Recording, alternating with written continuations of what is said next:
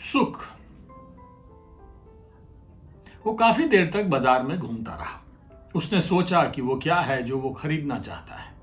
उस दिन उसने बहुत सारी चीजें खरीदी जिनकी उसे जरूरत थी। उसने वे चीजें भी खरीदी जिनकी उसे जरूरत नहीं थी। उसे लगा कि जो वो चाहता है उसे खरीद नहीं सकता।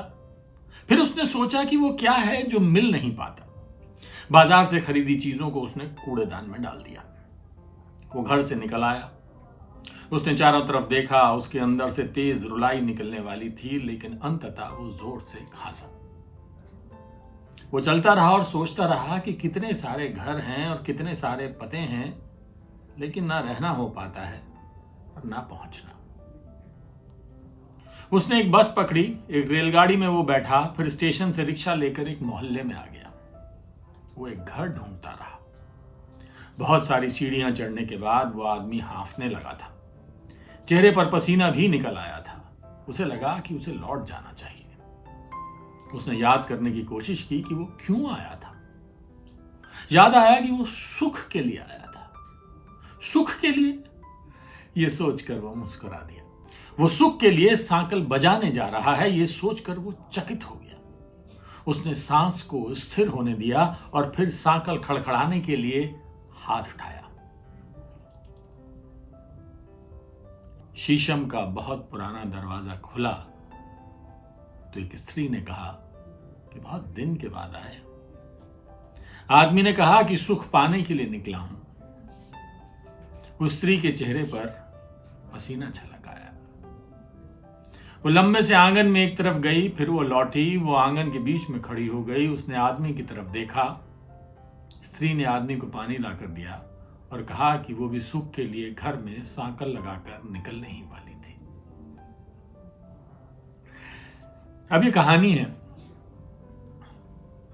या जो कुछ भी है तो सच्ची बात। सुख की तलाश में आदमी कहां कहां मारा मारा फिरता है। और इसको मैंने लिया है, एक किताब आई है, मनुष्य होने के संस्मरण। देवी प्रसाद मिश्र की ये किताब है। उसमें कथा के रूप में कुछ चीजें दर्ज हैं। देवी प्रसाद मिश्र बहुत बड़े कवि हैं। मूलतः वो कवि हैं, सत्ता की आंख में चुभने वाले कवि हैं। वो जो लिखते हैं वो बड़ा तीखा लिखते हैं और वो सीधा दिल में उतर जाता है, जो किसी को अच्छा नहीं लगता, लेकिन मुझे बहुत पसंद है। तो ऐसे ही कुछ किस्से इसमें हैं, मैं आपको सुनाता हूं। इस किताब में राजकमल प्रकाशन से ये किताब आई है और बहुत छोटी छोटी बातें भी हैं। एक एक लाइन में वो अपनी बात कह के निकल जाते हैं। मनुष्य होने के संस्मरण नाम से ही आपको समझ में आ जाना चाहिए कि वो कहां चोट कर रहे हैं और क्या कहने की कोशिश कर रहे हैं। अब जादू,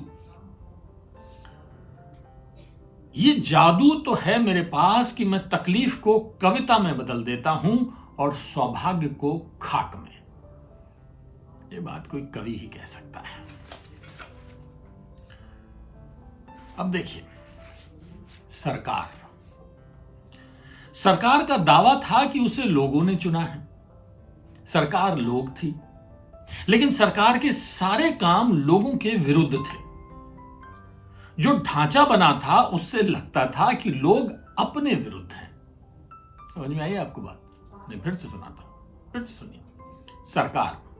सरकार का दावा था कि उसे लोगों ने चुना है। सरकार लोग थी, लेकिन सरकार के सारे काम लोगों के विरुद्ध थे। जो ढांचा बना था उससे लगता था कि लोग अपने विरुद्ध हैं। है ना ऐसा? देवी प्रसाद मिश्र जी का लिखा कमाल का है। अब देखिए, दीवाने शीर्षक है जो मैं पढ़ने जा रहा हूं, सिर्फ 2.25 लाइन है। कहा जाता है कि सुअर बिना किसी हुज्जत के कटते थे।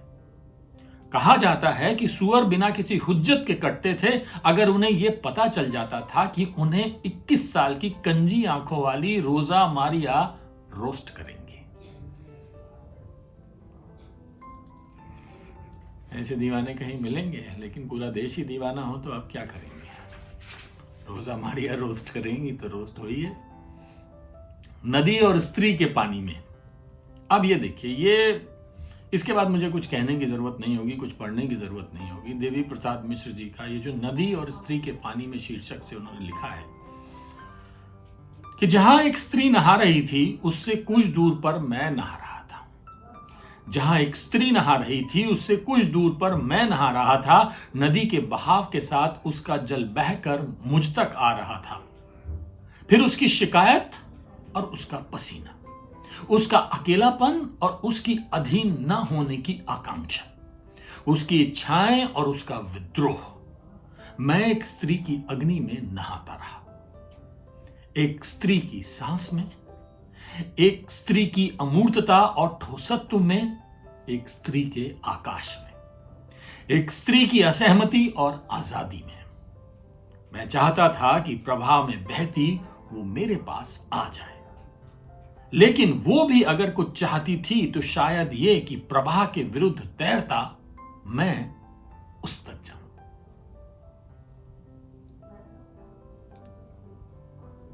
कितनी कमाल की बात है। तो देवी प्रसाद मिश्र जी के मनुष्य होने के जो संस्करण हैं, इसमें छोटी छोटी एक एक लाइन की, ढाई ढाई लाइन की और या पूरे पन्ने की, 2 पन्नों की कथाएं हैं। मुझे लगता है कि सबको इसको पढ़ना चाहिए। राजकमल प्रकाशन से ये आई है, 250 रुपए का ये संकलन है, पढ़िए।